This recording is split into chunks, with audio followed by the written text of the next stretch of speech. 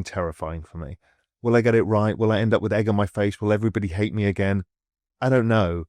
It's pretty miserable doing that, but I know it's the right path, because when you understand that, you realize how powerful it is to help people. Because if I'm right that we're going from 3 trillion to 100 trillion, we're only 3% there. It's very difficult to build any business, even a SaaS, amazing takeoff product that does the same returns as just owning Bitcoin. Bitcoin Zella stands out with its simplicity and clarity. We've crafted an experience that anyone can dive into, whether you're a crypto expert or just a new to the crypto world. Now, guess who keeps his eye on us? The author of best-selling book Rich Dad Poor Dad, Robert Kiyosaki. And we want to take this opportunity and thank all the people who trusted us, and we read every comment. And the best part, it's free. Subscribing now means you will get all new information for free. Don't just follow the trends, stay ahead of them. Subscribe to Bitcoin Zella today and enjoy the new edge. Raoul Pal reveals how to get rich in crypto, shares wild Bitcoin return strategies, and breaks down what's next. Stick around. This could change how you invest forever. Bitcoin changed. It's like, oh, we can use it for Lightning, for payments. We'll use Lightning, all this. None of that worked, right? What ended up happening was Bitcoin is store of value, right? We went through the left side of the curve, through the mid curve. We did all the mid curve shit about Lightning and payments and everything else. We've come out the other side and said, it's a store of value. That's what's happened there.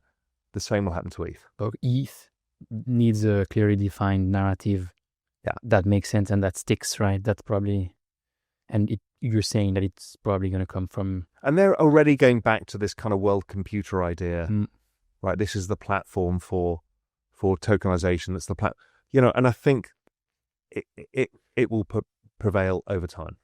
But it's going through that, and they all go through this.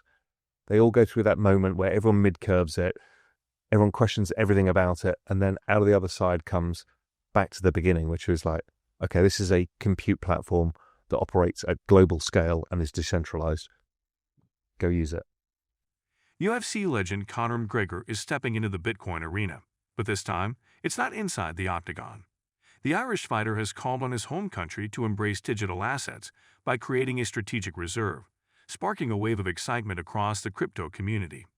In a passionate post, McGregor emphasized that crypto was founded to give power back to the people, and announced plans to co-host a Twitter space to discuss what he wants to see change in Ireland's approach to digital assets. While McGregor mentioned crypto broadly, the replies to his post made one thing clear. Many want him to champion Bitcoin specifically. Notably, crypto advocate Anthony Pompliano quickly backed McGregor's call, pushing the vision of a dedicated Bitcoin strategic reserve for Ireland. The idea, once viewed as a fantasy, is slowly creeping into reality as conversations pick up around the globe. Supporters argue that Bitcoin, like gold, could serve as a hedge and a foundational asset for national reserves. Skeptics, however, still point to its youth and volatility. Yet, with U.S. President Donald Trump also hinting at similar plans, global momentum is building. Whether Ireland leads or follows, McGregor's bold call could be the spark that brings Bitcoin into the heart of government strategy. Cool. There is a probability, and we'll talk about ETH in a sec. If it is not cooked forever, and let's say it finishes this cycle up 5x or whatever from here, or 3x or whatever, 2x, doesn't matter, and you've managed to buy art in a low ETH price,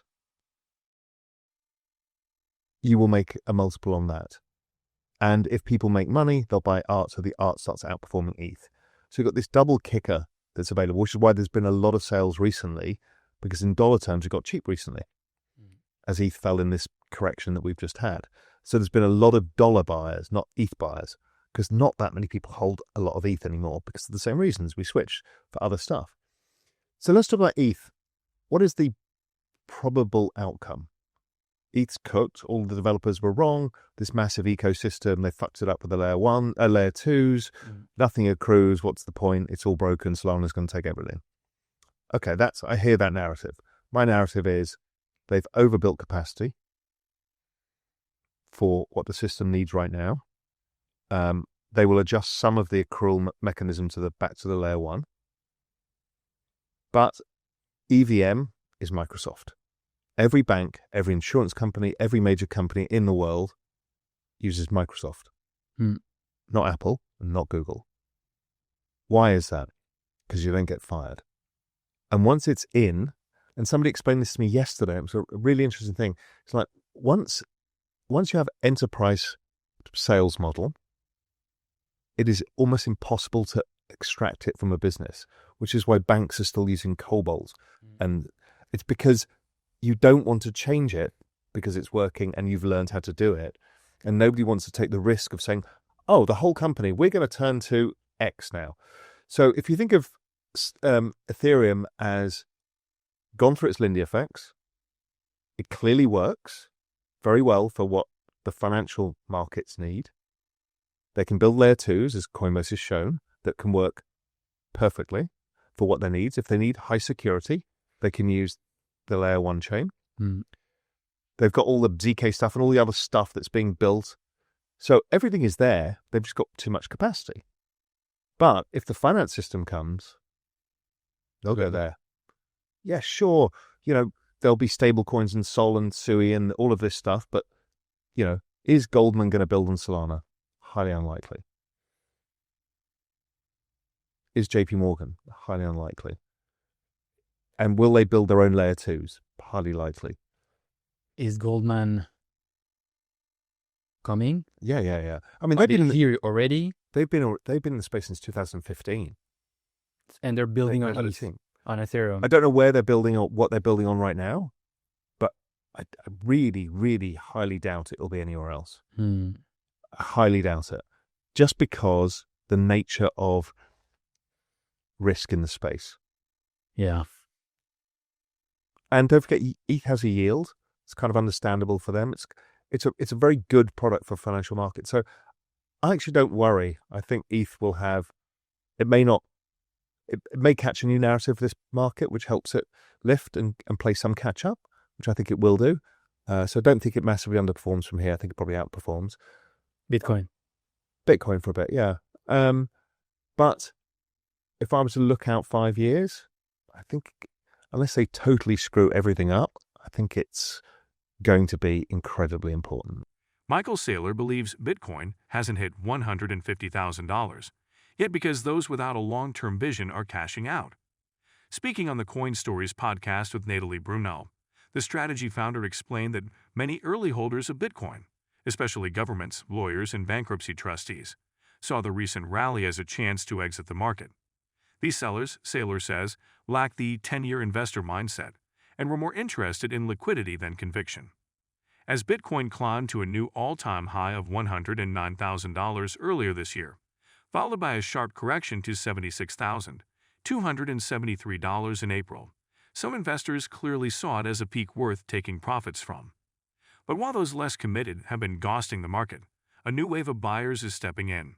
Saylor pointed to increased inflows into spot Bitcoin ETF and interest from corporate treasury strategies as signs that serious long-term players are entering the scene. Interestingly, Saylor also expressed surprise at how quickly the U.S. government has warmed up to Bitcoin. Since President Trump's inauguration, he noted a radical shift in sentiment, with even cabinet members showing enthusiasm. With Bitcoin back above $100,000 and Strategy's holdings now up over 50% from their average buy price, Saylor sees the current moment as a pivotal rotation, out with the tourists, in with the believers. If you've been with us so far, a big thank you. Don't forget to subscribe for free to Bitcoin Zella for your daily news. The link is waiting below.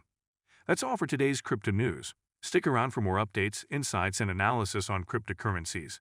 Share your thoughts in the comments, like this video, and subscribe for more exciting content.